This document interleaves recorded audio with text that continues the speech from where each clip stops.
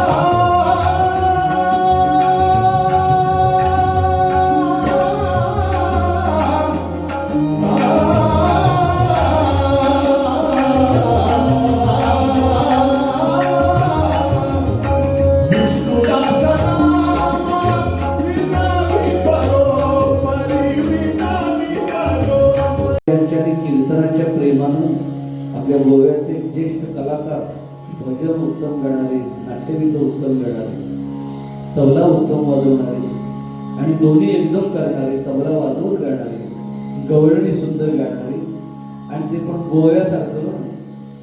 गोव्यामध्ये प्लेन काही चालत नाही, राग बदलावाच लागतो शेवटच्या कडव्याला, नाहीतर ते बरं वाटत नाही.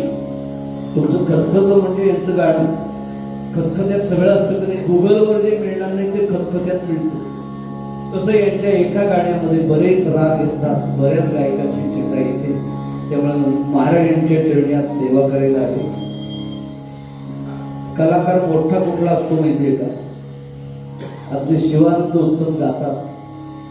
कालच्या या पदांना मी त्यांना एक प्रश्न विचारला, कालचा कार्यक्रम आहे म्हणजे हातात तुमच्या पुस्तक मिळालं केव्हा आणि चाली लावायला किती काळ गेला ते म्हणजे वेळ मिळाली 2 दिवसातच केलं म्हणाले काल तो जो कार्यक्रम. खरा संगीतकार असतो पण कलाकार कलेबरोबर मनानंही मोठा असतो की बाहेरून आलेल्या कलाकाराला आपल्या जवळ बसवतो आणि गायला लावतो. त्यामुळं भक्ती म्हणजे सगळ्यांना आनंद देणार. मग ते कीर्तन असो, भजन असो, गाणं असो, पोथी असो, हा आपण सगळे आनंद घेतात. त्यामध्ये आपल्या सगळ्यांच्या बरोबर दत्तात्रयांच्या चरणी या जीवनाला देवाची कृपा आणि जीवन सार्थक करण्याकरिता जे संत कृपा संत संगती लागते तीच अमृतराय महाराज यांच्या पदातून प्रार्थना करूया. मूळ आपण करतो.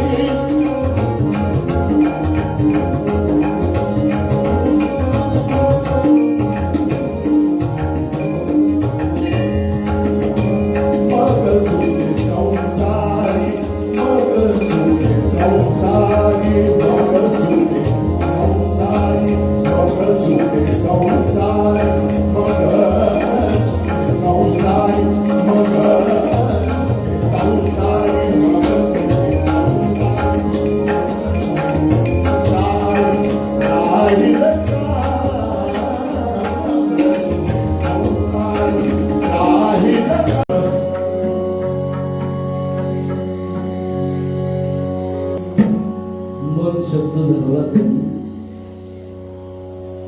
आणि पक्षिणी पिलाचा दृष्टांत तैसे माझे मन राहू. तुम्ही गोव्यातले तेव्हा गाण्याची जी भूक होती ते भरी गो गाणं भैरवीकडे मी कमी गायलो तरी चालेल. थोडं नाम घेऊया सगळ्यांच्या प्रसन्न आवाजात.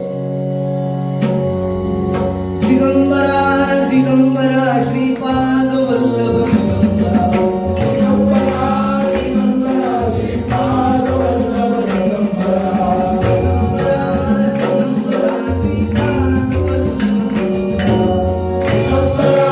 दिगंबरा श्रीपाद दिगंबरा दिगंबरा श्रीपाद वल्लभ दिगंबरा दिगंबरा श्रीपाद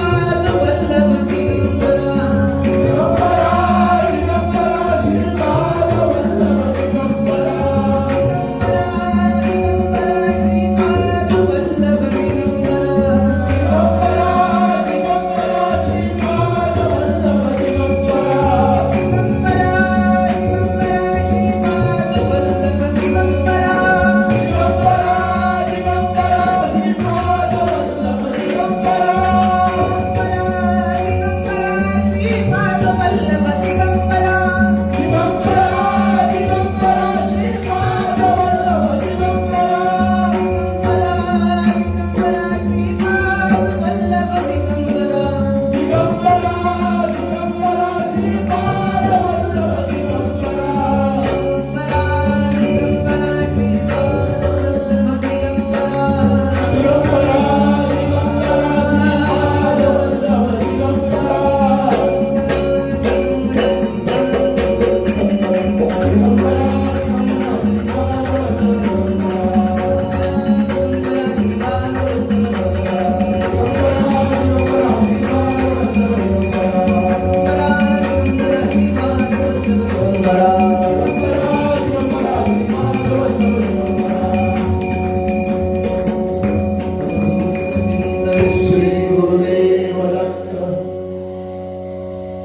भगवंताच्या दरबारात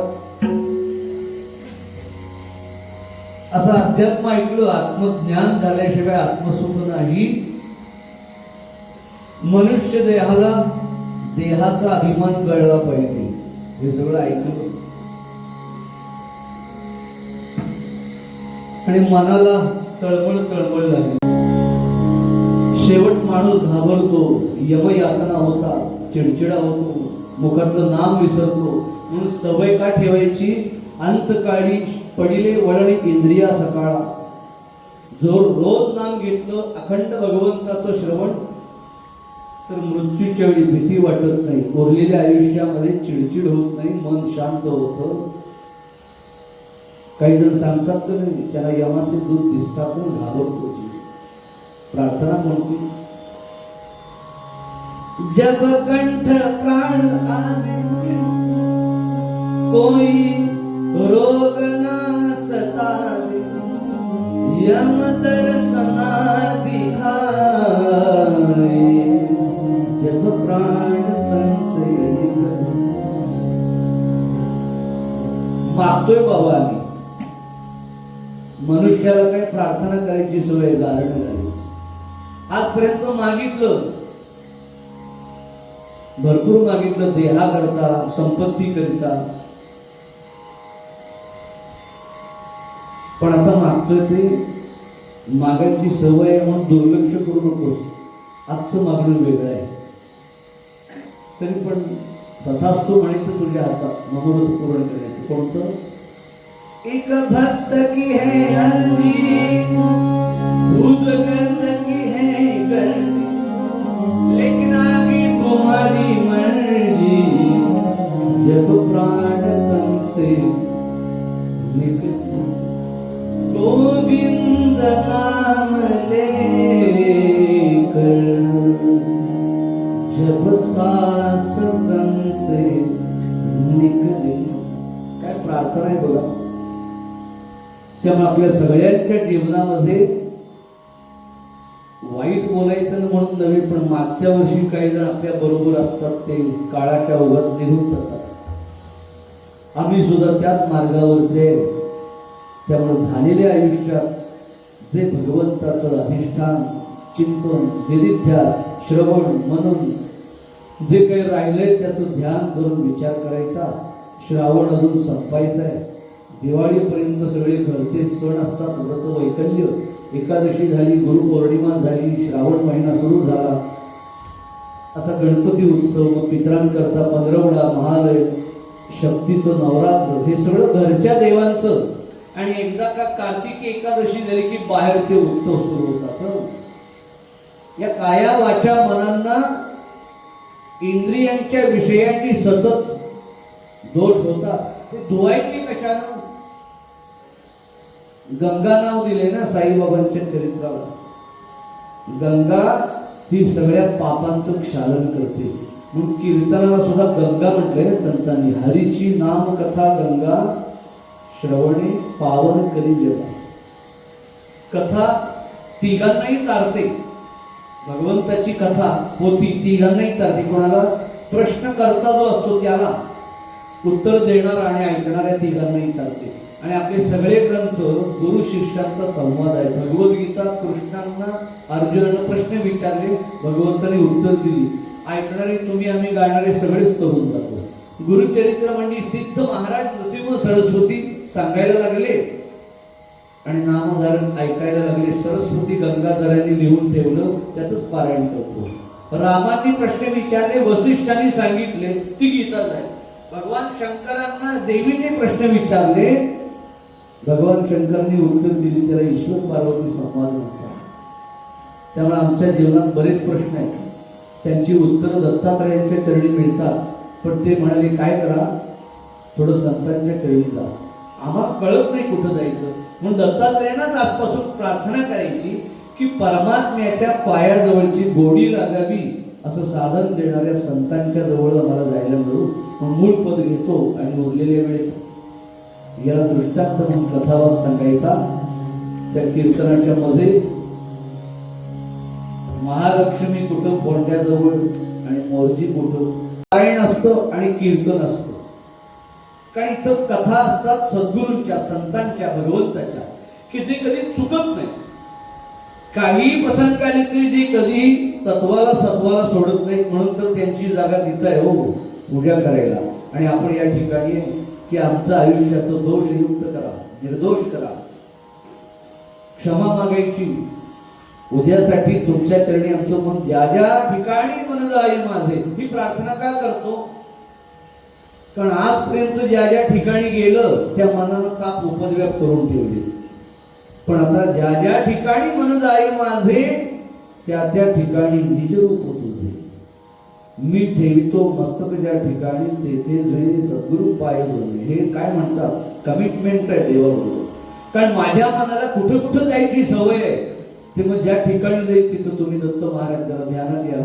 मग ते ध्यानात यायला बघितलं पाहिजे डोळ्यांनी, ते आठवायला साठवलं पाहिजे. त्याच करता डोळे असं सहज आपल्याला ज्ञान देतात.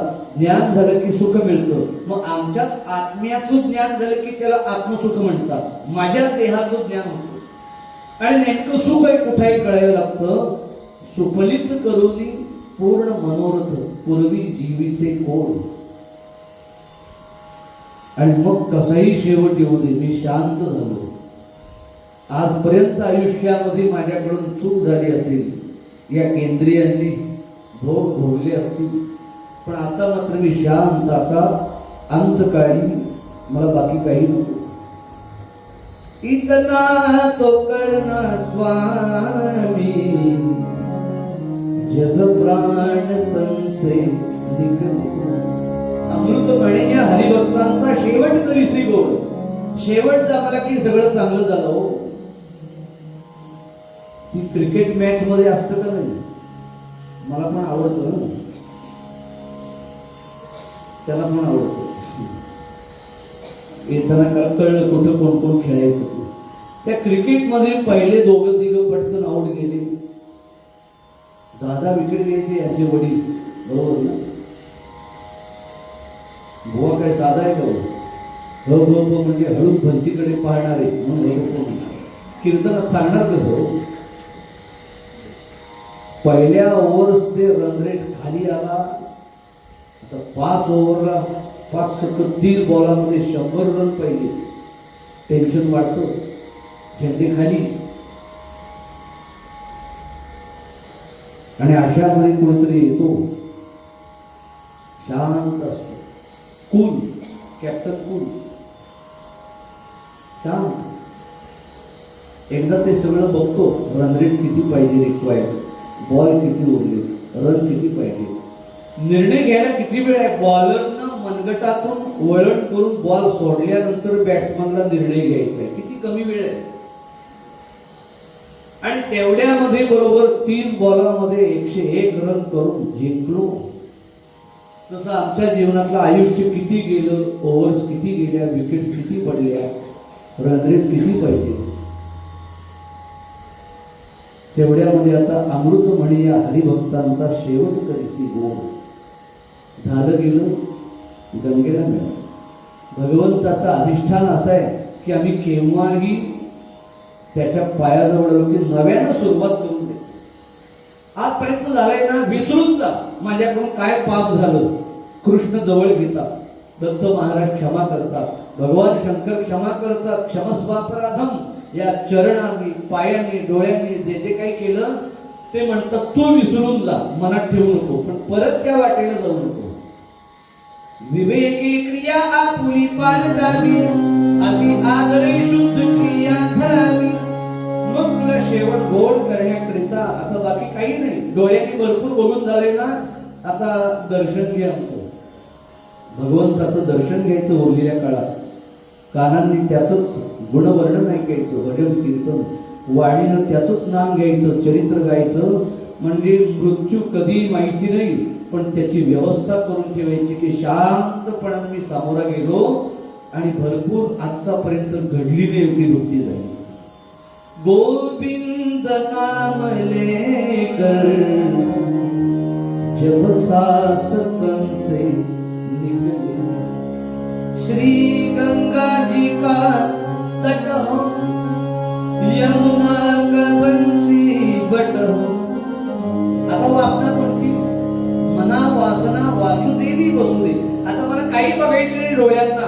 अंतकाळी मरणासन्न अवस्थेत किंवा उरलेल्या काळात मला फक्त तुझं दर्शन घ्यायचं. मोर साबरा निकट हो, जब प्राण तन से निकले. तू कसं दर्शन देशील देवा? पीतांबरी कसी हो,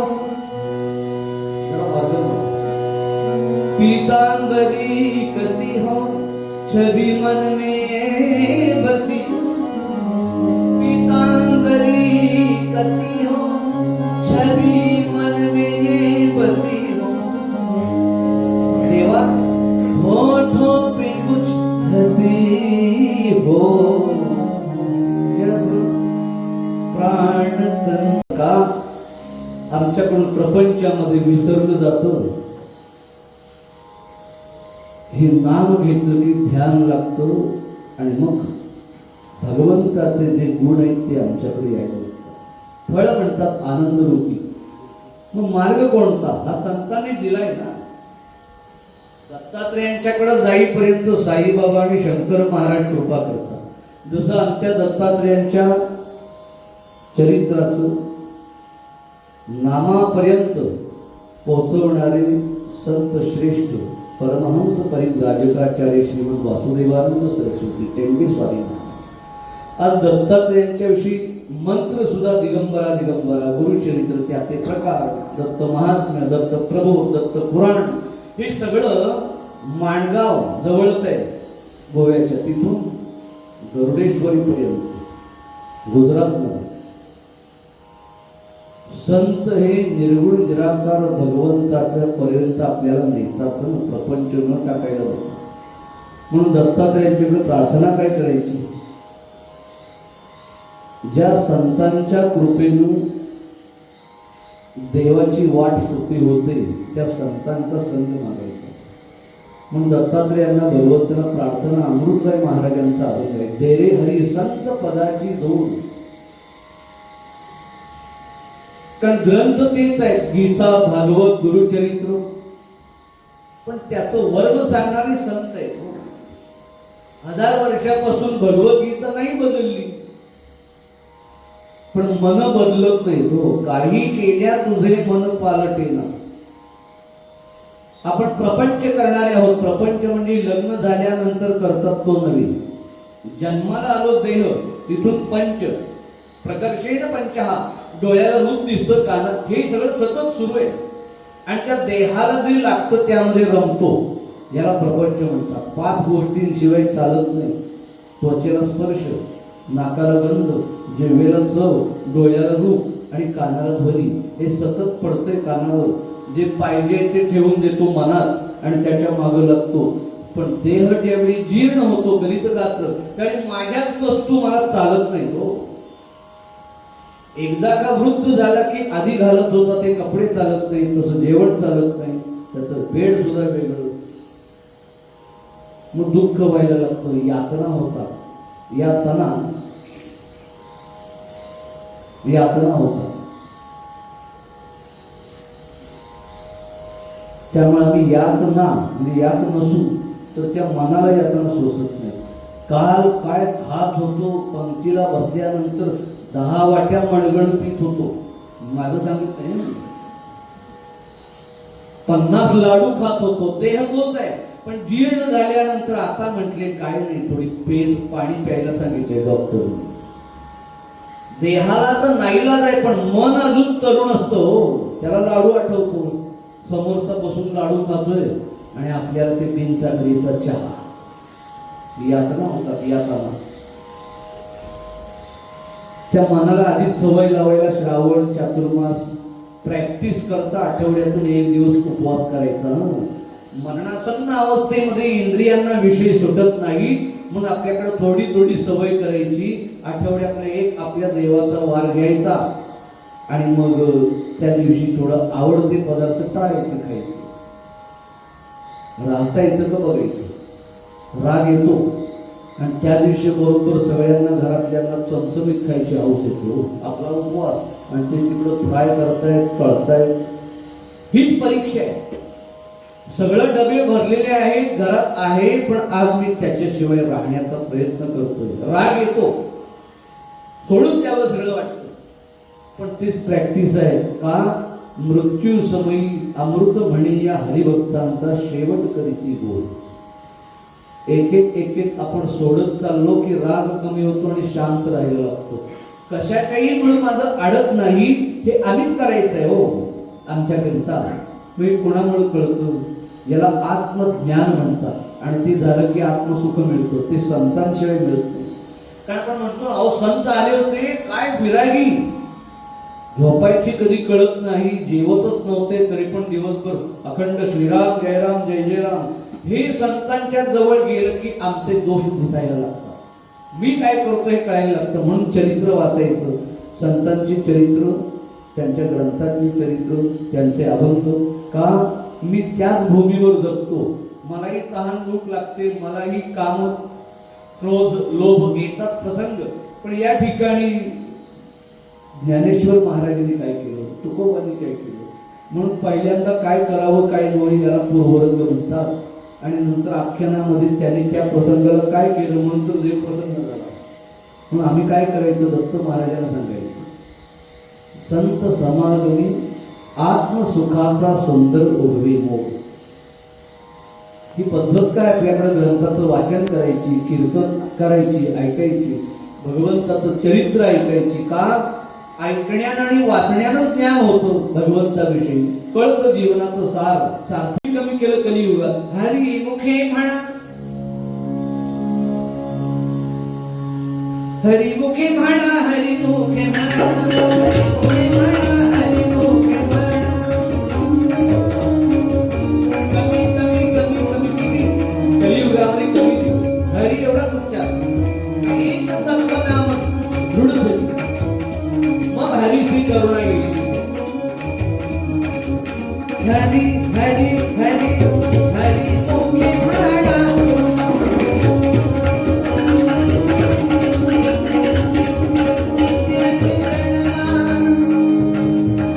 पुण्याची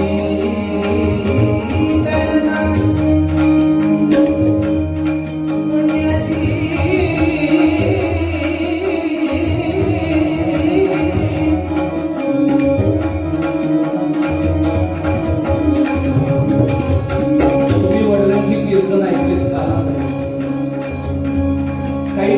झाली एक जागा की तिथं गेल्यानंतर आठवत त्यांच्या बरोबर सहवासात राहिलेली वाजवली ते बरोबर जागा घेतात. पुण्याची गणना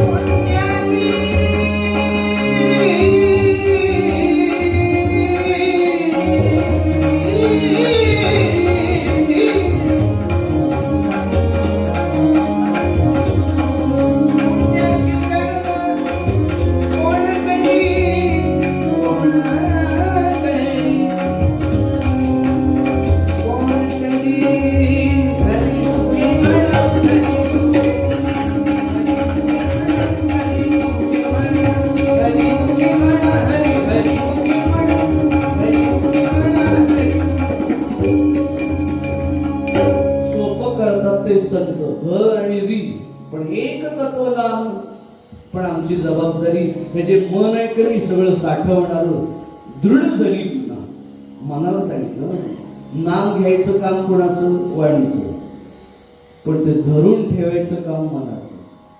मग हरीसी करुणा घेईल. आपण म्हणतो का नाही काय धरून बसलाय मनात सोडा, पण सुटते कुठं. धरायचं ते धरत नाही मन आणि सोडायचं ते सोडत नाही. याच्याच करता औषध म्हणून अवधूत चिंतन श्री पोथी दरवर्षी बदल ते कोणाकोणाकडून होतात त्याची क्षमा मागितली.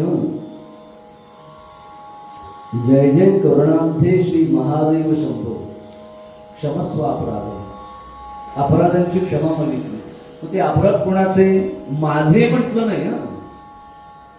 कर चरण, कर म्हणजे हात, हातानं झालेली पाप. चरण म्हणजे पायाकडून झालेली पाप. कायजम कर्मजम, या सगळ्या देहाकडून झालेली पाप. इथपर्यंत थांबलं. श्रवण नयन जन्मा, कानानं केलेली पाप, डोळ्याने केलेली पाप. आणि मानसमापराध, मनानं केलेलं पाप. कलियुगात तर या पापाचा वेग इतका आहे की देवाजवळ बसून आंघोळ केली, तसं वस्त्र नेसलं आणि पळीनं पाणी घेऊन देवाला संकल्प सोडला पुण्याचा, तो संकल्प हातातून कर चरण प्रथम देहाकडून परमेश्वराला अर्पण होईपर्यंत मनानं काहीतरी भलतच आठवतं आणि मनानं 10 पाप करून मोकळा होतो. हातातलं पाणी पडतं इतका वेग आहे कलियुगामध्ये. 5 पाप पुण्याची देह असला तरी मन तिथं असेल असं नाही हो. आणि आता तर फार अवघड आहे मनाला ताब्यात ठेवायचं. कारण डोळे, कान, स्पर्श, वचन हे सगळे एकाच वेळी घडत असतं आणि त्यांचा वेग इतका आहे की मन पटकन त्याला धरून ठेवतो. आता मी कीर्तन करताना सुद्धा देहानं दत्तात्रेयांच्या समोर आहे. देहानं डोळ्यानं समोर बघतोय, कानानं माझं मी बोलताना कानावर पडतोय म्हणून पुढचं बोलू शकतोय. तेवढ्या त्यांनी वाजवलेलं ऐकू आलं. किती वेग आहे बघा कानाचा. तेवढ्यात ते किडे ओरडत आहेत, तिकडून गाडी गेली पटकन. किती वेग आहे बघा. बोलता बोलता 12 वाटा मन धावत आहे. डोळ्यांनी पाहणं, कानांना कळणं, त्वचेला स्पर्श झाला, हा इथं माईक आहे, हा तेवढ्यात उदबत्ती लावलेला नाकात वास गेला, हा केवढ्याचा वास आहे. ते बोलायला वेळ लागेल पण 5 इंद्रियांचा वेग ते कामं करतायत. डोळे सगळीकडे फिरतायत, दर्शन होतंय, कानानं श्रवण होतंय, त्वचेला स्पर्श कळतो, नाकानं गंध कळतो. तेवढ्यात यांना सोडलं गायला आणि इकडे खडी साखर तोंडात टाकली, गोड लागते. 5 विषय एकाच वेळी. पण ती इंद्रियांचं सुरू आहे दिवसभर. किती बघतो, किती डोळ्यानं साठ. पण ही साठवायचं काम ध्यानाचं आहे ना, ते मनाचं स्टोरेज. बस मधून पणजीला जाताना डोळ्यानं फक्त जाहिरात दिसली, चुलीवरची भाकरी. गाडी गेली पुढं, मागच्यात पोचली, पण तेवढा एक कणभर डोळ्यानं बघितलेलं ध्यानात आठवतं आणि परत येताना म्हणतो जरा गाडी वळवा इकडं. 5 इंद्रियांनी 5 विषय दिवसभर त्यांची दारं उघडी, पण याला साठवण्याचं काम मन करतं. साठवलेलं आठवतं त्याला ध्यान म्हणतात. मग देवासमोर आल्यानंतर डोळे झाकायचे नसतात. समोर यायचं, हार कुठला घातलाय, गाय कशी आहे, त्रिशूळ कसं आहे, डोळे कसे आहेत, दत्त महाराजांच्या किरीटावरती काय आहे, पायावर कोणतं फुल, हे सगळं डोळे भरून पाहायचं. का हे पाहिलं आणि प्रपंचात घरी गेलो की डोळे मिटल्यावर ते आठवतं, साठवलेलं आठवतं, त्याला ध्यान म्हणतात. नेमकं आमचं होतं उलट. देवळात जाईपर्यंत डोळे सगळीकडे फिरत असतात. वडा कुठं मिळतो, कुठं काय काय मिळतं, आणि नेमकं देवासमोर आलं की डोळे मिटून उभं राहतो आणि पुढे जातो. रात्री आठवतं काय, दत्त महाराज आठवत नाही, वडाच आठवतो. ध्यान म्हणजे वेगळं काय नाही, इंद्रियांनी मनात जे साठलं ते आठवायचं, याला ध्यान म्हणतात. याही काळामध्ये आम्हाला सोपं सोपं सोपं देवानं कलियुगात 100 वर्ष मिळत नाही. व्याधी आहे, मनाची चंचलता आहे, फार व्रतस्थ राहू शकत नाही. दिवसभरामध्ये फार उपाशी राहून एकाच जागी बसून कठीण आहे. म्हणून सकल संतांनी भगवंताचं सार रूप दिगंबरा दिगंबरा श्रीपाद वल्लभ. जय जय राम कृष्ण हरी श्रीराम. नामापर्यंत मुखानं नाम घ्यायचं, नामानं सुरुवात होते, इंद्रिय शांत बसतात, ठाईच बैसोनी. देवाचं ध्यान पाहिजे ना तर एकांत तनु निश्चळ मौन वाचा. कीर्तन ऐकताना सुद्धा, पोथी वाचताना सुद्धा एकांत तनु निश्चळ, सारखी वळवळणी करायची आणि उठायला लागू नये म्हणून तसं खायचं. देवाची सेवा करताना इतर वेळी शरीर धर्माला सारखं उठावं लागतं, म्हणून त्या उपवास म्हणतात ना. उपवास म्हणजे देवाची सेवा करताना रोजचं जेवलं की झोप येते, सारखं उठावं लागतं, मलमूत्रा करता. ते होऊ नये म्हणून थोडं खायचं आणि सात्विक आहार, देहाला शक्ती ऊर्जा मिळण्यापुरता. की जास्त माझं भगवंताचं वाचन, जप, भजन, कीर्तन व्हावं. एकांत तनु निश्चळ, हालचाल नाही करायची, आणि मौन वाचन ध्यानासाठी. आणि साधन कोणतं? भगवंताचं नाम कलियुगात दिलं. श्रीकृष्ण गोविंद हरे बोला. या नामाने काय वेडे होतात लोक. झुंडीच्या झुंडी रस्त्यावरती मृदंग घेत नाचायला लागतात. हरे कृष्णा हरे राम. एवढंच आहे ना. हरे राम हरे कृष्ण जायचे पौर्णिमेला, वाडीला, पंढरपूरला, एकादशीला, याला नियम म्हणतात, व्रत. पण ती प्रपंच, नोकरी, व्यवसाय सांभाळून या काळात करायचं. मुंबईला आपण जर गेलो तर ते लोकलमध्ये जाताना टाळांचा आणि आवाज येतो. अमुक वाजताची लोकल, सकाळी 6:20, इथून तिथून, त्यामध्ये भजन करतात. हो, कोकण गोव्यातलेच असतात मुंबईत सुद्धा. श्रावण महिना आला की रोज अपडाऊन करणारे त्याच लोकलला, ट्रेनला डबा सजवतात, लाइटिंग करतात, केळीचे कुंड लावतात, आंब्याची, आणि रेल्वेच्या लोकलच्या डब्यामध्ये सत्यनारायणाची पूजा करतात. सगळं नीटवर बघायला मिळेल. भैरवी झाल्याशिवाय बघू नका. कीर्तन कोण ऐकणार? म्हणजे भाव, आस्था तीच व्यवस्था बदलते. ज्याला प्रपंचाला देह द्यावा लागतो, मन बुद्धी द्यावी लागते, त्याशिवाय घर चालणार कसं? हो, नोकरीला बाहेर पडल्याशिवाय. त्यामुळे घरात आजोबा, वडील यांच्यापर्यंत बराच काळ चालायचं. ते कलियुगामध्ये भागवतामधला श्लोक ठेवतो, कलिदावा नलेनाद्य साधनम भस्मतांगतम. कलीनं सगळ्याचं भस्म केलं, सगळ्याचं सार काढून घेतलं. तीर्थक्षेत्रांच्या ठिकाणी देवता, जागृती, तीर्थ. पण मनुष्य व्यापार करण्याकरता जास्त जमायला लागला. हो, माझा माल किती खपेल.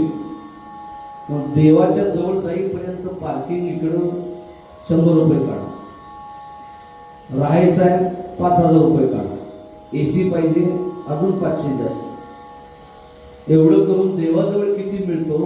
सगळ्या गर्दीमध्ये समोरचा बाजूला झाला तर एक क्षण डोळे उघडून बघितलं, गेला बाहेर. म्हणजे 10 दिवस घरातून जायला 2-2 तास. त्या पंढरपूरच्या एकादशीला यावर्षी 35 लाख वारकरी भक्त आले होते. त्यामध्ये एकटा उभा होता.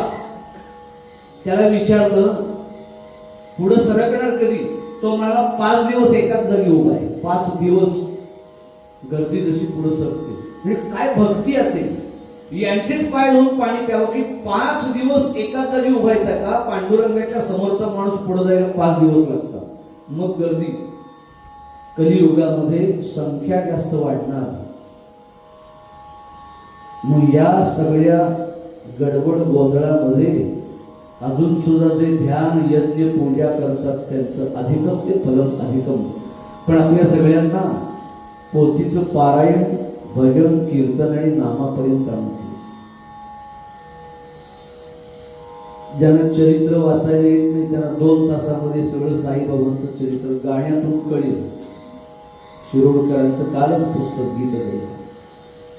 कारण जे साधन आपल्याला सार देतो, पुंडलिक वरदा हरी विठ्ठल एवढं म्हटलं तरी पंढरपूरचं चरित्र त्यामध्ये. त्यामुळे देवाकडे जाण्याच्या वाटा कोणत्या, कोणाचं शरण जावं, कोणत्या मार्गाने जावं हे पूर्वीपासून आहे. जो गेला तो म्हणतो माझाच मार्ग करा. घराघरामध्ये सुद्धा एका आई वडिलांच्या पोटी मुलं जन्माला आली की एकाचा देव वेगळा आवडता असतो. कोणाला राम आवडतात, कोणाला गणपती आवडतात.